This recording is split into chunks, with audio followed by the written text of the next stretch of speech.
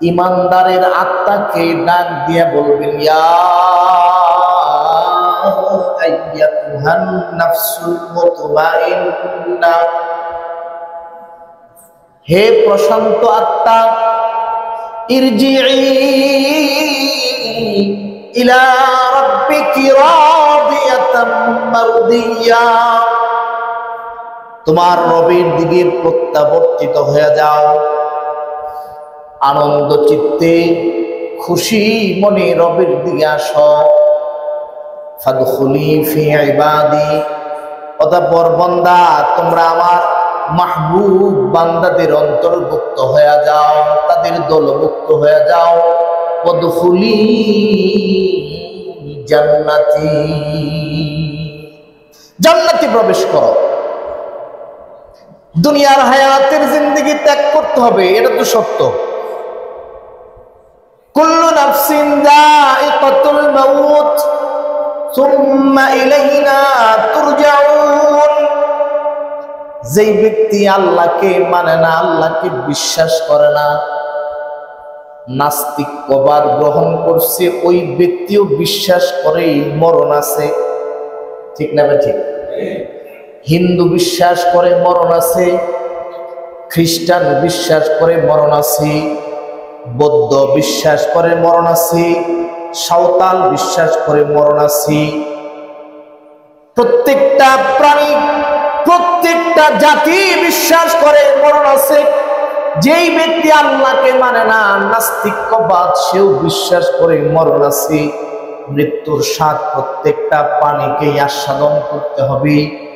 মরণ থেকে বাঁচার কোনো পথ নাই। এই জন্য কবি বলেন, মরণ থেকে যতই পালাও মরণ তোমায় লইবে ঘিরি। মরণ থেকে যতই পালাও মরণ তোমায় লইবে ঘিরি। যদিও সুদূর আকাশ পানে লুকাও সে তাই লাগাইয়া সিঁড়ি। আল্লাহ বলেন, আইনাল মাফার, ভাগবা কোথায়? পারলে ভাইগা যাও। ভাগার কোনো জায়গা আছে? কোনো জায়গা নেই। এই জন্যে সৌভাগ্যবান তারা যাদের আত্মাকে ডেকে বলা হবে, ইয়া আইয়াতুহান নাফসুল মুতমাইন্না। এটা সবারে ডাকবে এমন না। এই আয়াতের ব্যাখ্যায় মুফাসসিরিনে কেরাম বলেন, এত ডাকাডাকির পরেও মুমিনের আত্মা বের হতে চাইবে না। লম্বা সময় এক জায়গায় ছিল না, এই জায়গার একটা মায়া আছে না, পরকালের আযাবের ভয় আছে না, এই আত্মা বের হতে চাইবে না। আল্লাহ বলে, কেউ এত তাড়াহুড়ার দরকার কি আছে? চিল্লাচিল্লির আওয়াজ কেন? বলে, আল্লাহ ডাকি তো, বের হয়ে আসো, বের হয়ে আসো। ইয়া আইয়ুহান নাফসুল মুতমাইন্না, বের হও, হে প্রশান্ত আত্মা বের হও। আল্লাহ বলে, এমনে না। কেমনে? বলে, যারে তুমি মায়া করে ডাকতেছ, পবিত্র আত্মা, এমনে বের হবে না, বরং তার সামনে উপঢৌকন পেশ করো। সুবহানাল্লাহ বলেন। বলে, উপঢৌকন কি দিবে? বলে, উপঢৌকন তাই হবে, আল্লাহ রব্বুল কারীম বলবেন, এ ফেরেশতারা, যাও যাও, আমার বান্দা মৃত্যুর পরে যেই জায়গায় থাকবে, ওয়াদখুলি জান্নাতি, ওই থাকার জায়গাটা, জান্নাতটা আমার বান্দার চোখের সামনে তুইলা ধরো। ঘর থেকে এমনি বেরোয় না, ওই গেলেই 1000 টাকা পাবি, তখন দৌড়ে বেরোতে চায়। ঠিক না? ঠিক বলেন। যদি বলে যে এক জায়গায় যাওয়া দরকার, বলে আমার অনেক ঝামেলা আছে, কাজ আছে, আমি যেতে পারবো না, বলে গেলে 2000 টাকা দেবো, তখন তাড়াতাড়ি জামা গায়ে দেয়। ঠিক না? ঠিক আছে না এরকম? হ্যাঁ, লাভ দেখলে আল্লাহ বলবেন, ইয়া আইয়াতুহান নাফসুল মুতমাইন্না, বেরোয় না যখন তোমরা ডাকতেছো, বেরো বেরো, আরে আমি এমনি বেরোয় নাকি? যাও, তুলে ধরো, উপঢৌকন না তুলে ধরো। বলে, কি তুলে ধরবো? থাকবে কোথায়? যারে ডাকতেছো তার গন্তব্যস্থল কোথায়? বলে, আল্লাহ তার তো গন্তব্যস্থল, ওয়াদখুলি জান্নাতি, ওই জান্নাতটা তার সামনে তুলে ধরো। সুবহানাল্লাহ, মারিদ যাই কই না। ফেরেশতারা জান্নাতটা তার সামনে তুলে ধরবে। জান্নাত তো জান্নাতের মতো অনেক বাড়ি ঘর তো আমাদের দেশে আছে, আছে না?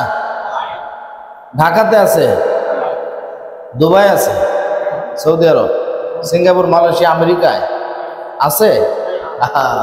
আল্লাহর হাবিব বলেন জান্নাতটা এমন সুন্দর হবে, যে কত সুন্দর হবে এই সৌন্দর্যের নমুনা কোনো দেমাগ কোনোদিন চিন্তাই করতে পারে না, কোন চক্ষু জীবনে কোনোদিন দেখে নাই, কোন দিল কোনোদিন ভাবে নাই, কোন জেহেনেই কোনোদিন ধরবে না যে এত সুন্দর জান্নাত। একটা ইট স্বর্ণের আর একটা ইট রূপার, আর মাঝখানের যে মেডিসিন এটা তো শাহ সিমেন্টে বানাইবো না। আহা, অনেকেই কয় হুজুররা এগুলো কয়, ঠিক না? কিন্তু দুনিয়া, ওই জান্নাতে যাইতে হলে দুনিয়ার মায়া, দুনিয়ার অগ্রাধিকার ছাড়তে হবে, কারণ এই দুনিয়া চিরস্থায়ী না। চিরস্থায়ী কি? বাদশাহ হারুন আর রশিদের নাম শুনছেন না? উসমানিয়া খলিফার সম্ভবত ৫ম নম্বর খলিফা মানে বাদশাহ হারুন আর রশিদ। নিজেও একজন জাইয়েদ আলেম ছিলেন, বড় আলেম ছিলেন। আমাদের দেশেরগুলোর মতো না। আমাদের দেশে প্রেসিডেন্ট পর্যায়ে বা এমপি মন্ত্রী পর্যায়ে কোনো আলেম আছে না? এটির একদিন দোয়া করতে দিয়ে দেখেন তো, যার জন্য দোয়া করবো হেরে জাহান নামে পাঠাইছে না? বিগত দিনে জাহান নামে পাঠায় নাই? কয় আল্লাহ অমুক রে আপনি জাহান নামে একটা ভালো জায়গা করে দিন। শুধু এমপি না, মন্ত্রী। কি এমপি? আরে না ভাই, মন্ত্রী। দোয়া এলেম না থাকার কারণে দোয়া করে কোথায় পাঠাইছে? কোথায় পাঠাইছে? একের জায়গা মতো পাঠাইছে। যার জন্য যেমন দোয়া দরকার, যার যেমন উম্মত তার জায়গা ওই জায়গায় হওয়া দরকার, হয়ও তাই। কারণ তারা সব উম্মত মিলা যদি দোয়া করে, এক উম্মতে দোয়া করছে আর ব্যাগে সবাই দিছে আমিন। আল্লাহকে সবাই যখন চায় তো আমি আর না দিয়ে পারি? আমরা কি বলেন? এই জন্যে আল্লাহর হাবিব বলেন আল মারউ মা মান আহাব্বা, যার সাথে যার মহব্বত তার সাথে তার কিয়ামত। মহব্বত কার সাথে রাখবেন এটা বুঝানো রাখবেন, কার সাথে মহব্বত রাখবেন। যার সাথে মহব্বত রাখলে দোয়া কইরা জাহান্নামে দেয়, এর সাথে রাখা দরকার। না যার সাথে মহব্বত রাখলে আল্লাহর কাছে দোয়া করে জান্নাতের আশায়, গুনাহ মাফের আশায়, তার সাথে মহব্বত রাখা দরকার। এবার রুচি আপনাদের, রুচি আমার না, রুচি আপনাদের। কার সাথে মহব্বত রাখবেন আপনারা বুঝবেন। আজ পর্যন্ত কোন আলেম দোয়া করে কাউরে জাহান্নাম কামনা করছে? তার কোন অধীনস্থ বা তার কোন ঊর্ধ্বতন কিংবা তার পছন্দের মানুষের জন্য কইছে যে আল্লাহ হ্যাঁ আপনি একটা জাহান্নামে ভালো জায়গা করে দেন? এই জন্যে মহব্বত রাখতে হবে ভালো লোকের সাথে। মহব্বত কার সাথে রাখতে হবে? ভালো মানুষের সাথে। বলছিলাম দুনিয়া চিরস্থায়ী না, দুনিয়ার থেকে বিদায় হতে হবে। দুনিয়ার থেকে বিদায় হতেই হবে, যেহেতু দুনিয়ায় থাকার জায়গায় না, যেহেতু সেহেতু দুনিয়াতে আসার একটা কারণ আছে, আছে না? দুনিয়াতে আসার একটা কারণ আছে, ওই কারণ খুঁজে বাইর করতে হবে। এই জন্য আল্লাহর হাবিব বলেন প্রকৃত বুদ্ধিমান তারা যারা নিজেকে নিজে চিনল। যে নিজেকে নিজেই চিনল না যে আমি কেন আসছি, কেন পাঠানো হয়েছে আমাকে, আমি কি, আমি তো সৃষ্টির শ্রেষ্ঠ জীব, আমাকে আল্লাহ সবচেয়ে সুন্দর করে বানাইছে, ফি আহসানি তাকওয়িম, সবচেয়ে সুন্দরতম অবয়ব দিয়েছে। অতএব আমি কে এটাকে চিনতে হবে। যদি আমি আমাকে না চিনি তাহলে সে সবচেয়ে বড় নির্বোধ। এই জন্য ভাইরা, হায়াত এমন একটা দৌলত যেটা আপনি ভালো কাজে ব্যয় করলো শেষ হবে, খারাপ কাজে ব্যয় করলো শেষ হবে। বাদশাহ হারুন আর রশিদের জামানায় একজন পাগল ছিল। কি ছিল? পাগল ছিল। এই পাগলও অনেক বড় জাইয়েদ বুজুর্গ ছিল। আর আমগো দেশের পাগলারা গোসল করে না, মদ খায়, যে যত বেশি গাঞ্জা খায় সে তত বড় কামিল পাগল। আপনারা কি বলেন, ঠিক না ঠিক? যেই যত এই যে মাজারগুলোতে দেখবেন পাগলরা এমন ভাবে বসে আছে, এরা ভাত না খাইলেও 3 বেলা রুটিন মাফিক গাঁজা খায়। গাঁজা খাইতে খাইতে মুজগুলা লাল হয়ে গেছে, ঠিক না ঠিক? জোরে বলেন। আর মানুষ মনে করে এটি কামেল, সম্ভবত জামালপুর বাড়ি না হয় টাঙ্গাইল, 2 জায়গার এক জায়গায় হবে। এক পাগলকে জিজ্ঞেস করছে আপনি পাগল হয়েছেন কেন?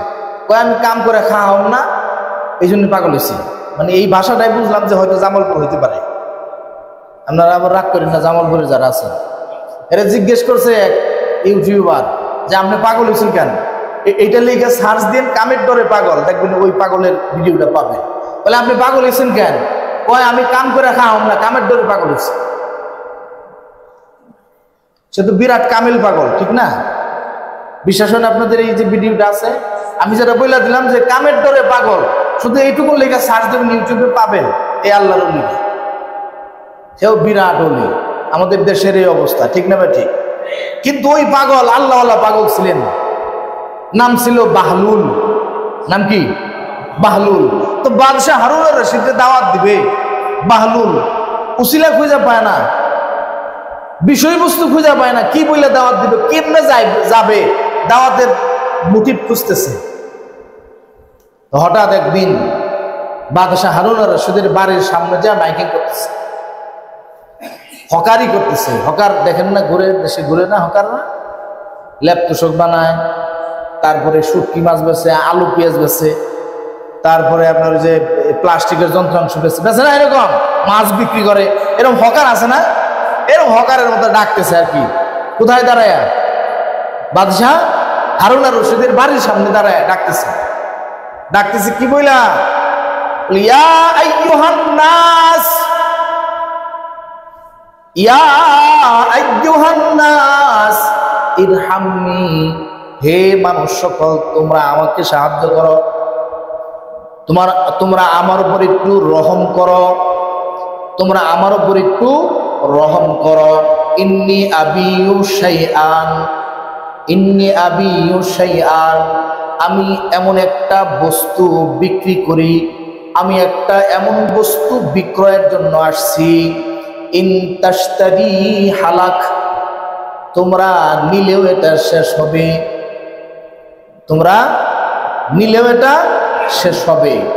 ওয়া ইন লাম তাশতারি হালাক, না নিলেও শেষ হবে। তোমরা আমাকে, তার আহ্বান কি? হে মানুষ সকল তোমরা আমার উপর একটু দয়া করো, রহম করো। আমি এমন একটা পণ্য বিক্রি করি, এমন একটা বস্তু বিক্রি করি, তোমরা নিলেও শেষ হবে, না নিলেও শেষ হবে। বাদশাহ হারুন রশিদের কানের ভিতরে আওয়াজটা পৌঁছে গেছে।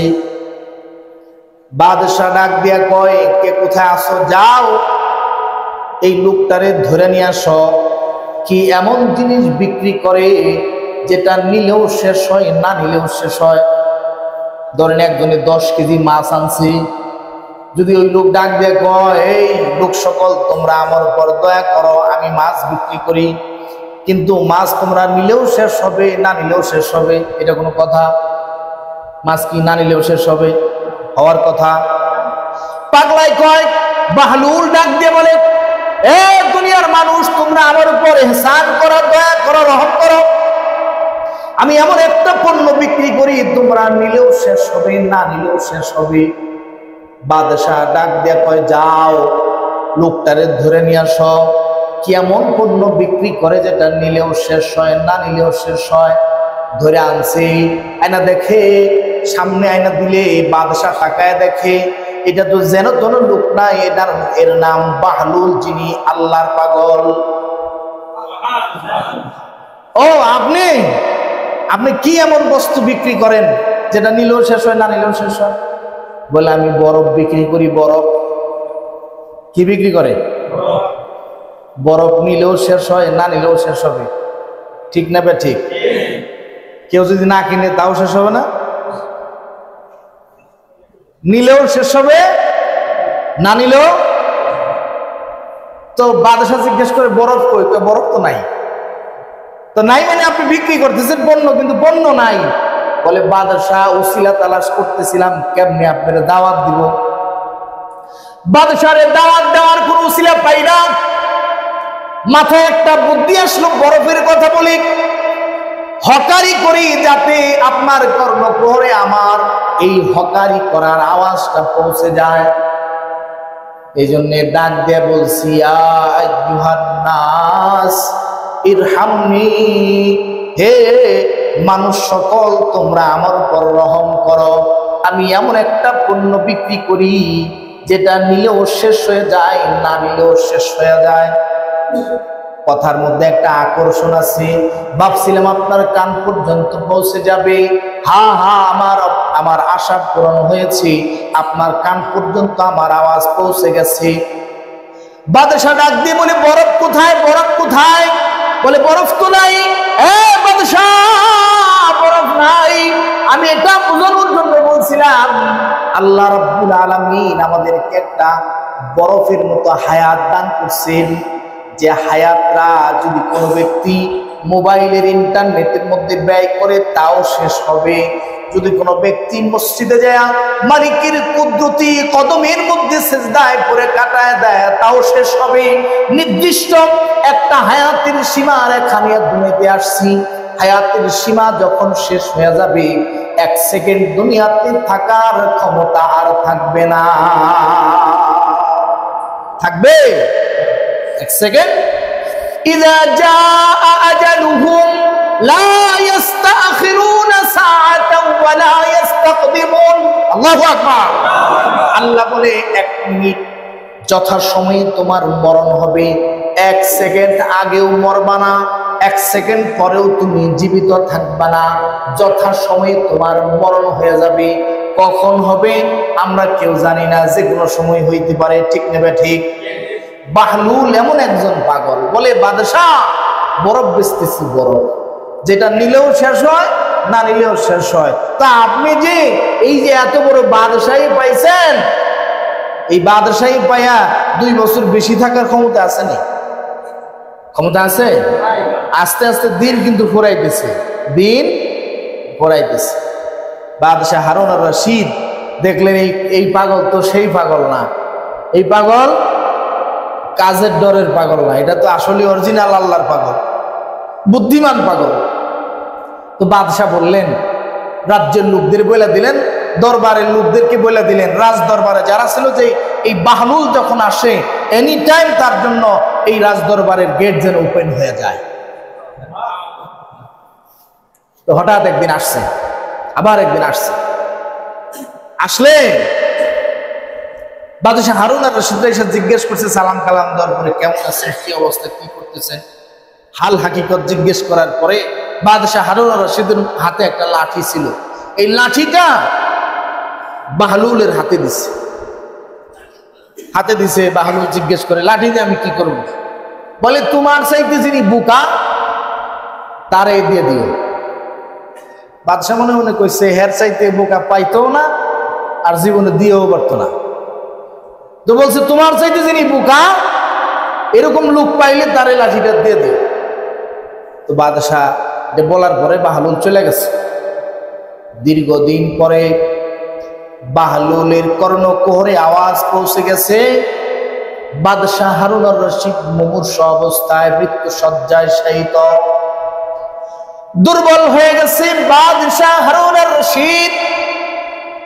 বাহলুল মনে মনে কয়, বাদশাহ তো আমার উপর অনেক দয়া করছে, আমাকে অনেক মহব্বত করছে, অসুস্থ হারুন আর রশিদকে যাই একটু দেখে আসি। অসুস্থ মানুষকে দেখতে যাওয়া বিরাট নেকির কাজ। রাসূল বলেন, কোন ব্যক্তি যদি কোনো অসুস্থ ব্যক্তিকে শুধু দেখতে যায়, দেখতে যাওয়ার কারণে দেখতে জানেওয়ালার জন্য 70,000 রহমতের ফেরেশতা সকাল থেকে সন্ধ্যা পর্যন্ত তার জন্য রহমতের দোয়া করতে থাকে। আমরা যাইনি, ধনী মানুষ অসুস্থ হলে যাই, গরিব অসুস্থ হইলে খুব কম যায়, ঠিক না? ধনীর জানা যায় হাজার হাজার লোক, উপচে পড়া ভিড়। গরিব মরলে তখন মনে করে যে ওই মাসালাই ঠিক, ফরজে কিফায়া 2-4 জন গেলেই হয়। ঠিক না ভাই, ঠিক বলেন? বাহলুল ঘুরতেছে আর মনে মনে কয় দেখে আসে একটু বাদশাহ হারুন আর রশিদকে। দরবারে চলে আসছে, হাতের মধ্যে লাঠি, ওই লাঠি।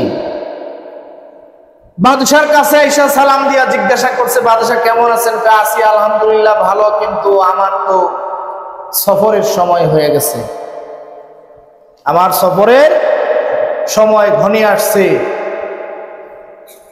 বাহলুল জিজ্ঞাসা করে, বাদশাহ আপনি যে সফরে যাবেন লোকজন আগে পাঠাইছেন নাকি ওই জায়গায়? ধরেন প্রধানমন্ত্রী এই এলাকায় সফরে আসবে, আসার আগে যেই জায়গায় উনি অবস্থান করবে এই জায়গা বা ওই এলাকার খোঁজখবর নেওয়ার জন্য গোয়েন্দা, এনএসআই, র্যাব, চিতা, কুবরা, টাইগার, কুত্তা আসে না? কুত্তা আসে না? এমনি কইছি? আরে ভাই আমি বাংলায় কইছি আর কি, কুত্তা। ওনারা বলে ডগ স্কোয়াড। কুত্তা দিয়ে পরীক্ষা করায় যে আসলে জায়গাটা নিরাপদ কিনা। ঠিক না ভাই? ঠিক। বাহলুল ডাক দিয়ে বলে, বাদশাহ হারুন আপনি যে সফরে যাবেন আপনার কোন প্রতিনিধি ওই জায়গায় আগে পাঠাইছেননি? বাদশাহ ডাক দিয়ে কয়, বাহলুল আপনার পাগলামি গেল না? ওই জায়গায় কি আগে লোক পাঠানো যায় নাকি? কয় না, আপনি তো পুরো জায়গায় রাষ্ট্রীয় সফরে গেলে ওই জায়গায় আগে গোয়েন্দা পাঠান, লোক পাঠান, আপনার নিরাপত্তা ওই জায়গায় আসেনি এটা দেখার জন্য লোক আগেই পাঠায় দেন। সে যদি গ্রিন সিগন্যাল দেয় তো আপনি যান, সে যদি গ্রিন সিগন্যাল না দেয়, রেড সিগন্যাল দেয়, আপনি প্রোগ্রাম ক্যান্সেল করেন। এই জন্য জিজ্ঞেস করলাম আর কি, যে ওই জায়গায় আপনি লোক পাঠাইছেন? কয় না, আমি লোক তো পাঠাইনি, ওই জায়গায় পাঠানো যায় না। ও আচ্ছা ঠিক আছে, আপনি যে সফরে যাবেন ওই জায়গার জন্য খানা পিনার ব্যবস্থা করছেন নাকি? খাবার টাবার নিয়ে যাই দেব না? খাবার নিয়ে যাওয়া যায় কবরে? মানে কি বলেন? আরে ভাই কবর তো দূরের কথা, এক দেশ থেকে আরেক দেশে পলাইলেও তো খাবার নিয়ে যাওয়া যায় না, ঘরে রেখে যাওয়া লাগে।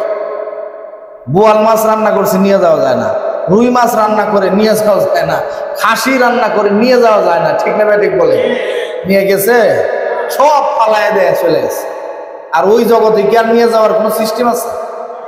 বাদশা বলে, পাগলা তোমার তো পাগলামি গেল না? আরে নিয়ে কবরে কি খাবার নিয়ে যাওয়া যায় নাকি? ও আচ্ছা তাই নাকি? তাই নাকি? এটা বলেই হাতের লাঠি বাদশাহ হারুনের হাতে দিয়ে দিচ্ছে। এই নেন আপনার লাঠি, আপনি নেন। এটা কোন লাঠি? ওই লাঠি আপনি যে 2.5 বছর 2 বছর আগে আমারে দিছিলেন, আমার চাইতে কোনো বুকা লোক পাইলে তার হাতে লাঠিটা দিয়ে দিতে। তো আমি আজকে বুঝলাম যে আমার চাইতে আপনি 100% বুকা, এই জন্য আপনার চাইতে বুকায় পৃথিবীতে কাউরে দেখলাম না, আপনার লাঠি আপনি নেন। বাদশাহ হারুন কয়, কি ব্যাপার আমি বোকা? মানে হ্যাঁ। ডাক দিয়ে বলে, বাহলুল খুলে বলো, খুলে বলো কি জন্য আমি বোকা হইলাম, কি বোকামি করলাম বলো। এবার বাহলুল ডাক দিয়ে বলে, বাদশাহ হারুন যেই সফরে তুমি যাইতেছ ওই সফরে আগে গোয়েন্দা পাঠানো যায় না, জায়গাটা নিরাপদ কিনা এটা ইনশিওর করা যায় না, ওই জায়গায় তোমার জন্য জায়গাটা সিকিউরিটি কিনা এটা বোঝা যায় না, ওই জায়গায় তুমি যে সফরে যাইবা কতদিন থাকবা? কতদিন? 10-12 বছর। আল্লাহ রসুল বলে সর্বশেষ যিনি মরবে তিনিও কবরে থাকবে 40,000 বছর। এটা তো মামুলি ব্যাপার, ঠিক না? একজনে তাও এতটুক করে কইছে সুবহানাল্লাহ। সর্বশেষ যিনি মরবে উনি কয় বছর কবরে থাকবে?